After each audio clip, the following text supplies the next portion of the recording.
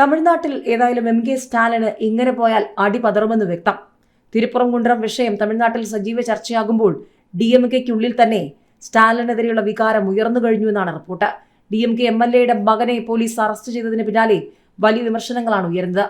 മുരുകമലയിൽ ദീപം തെളിയിക്കണമെന്ന് പറഞ്ഞ DMK MLA-യുടെ മകൻ, തമിഴ്നാടിന്റെ ഹീറോ, അറസ്റ്റ് ചെയ്ത സ്റ്റാലിന്റെ നാളുകൾ എണ്ണപ്പെട്ടു.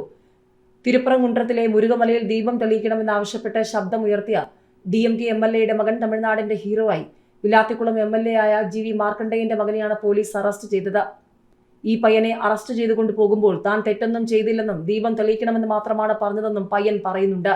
ഇതോടെ DMK-യുടെ ഉള്ളിൽ നിന്ന് തന്നെ സ്റ്റാലിന്റെ നടപടികൾക്കെതിരെ ശബ്ദമുയരുകയാണ്. തിരുപ്പുറംകുണ്ട്രം മുരുകമലയിൽ കാർത്തിക ദീപം കൊളുത്തണമെന്ന് മധുര വിലാത്തിക്കുളം MLA-യുടെ മകനാണ് ആവശ്യപ്പെട്ടത്.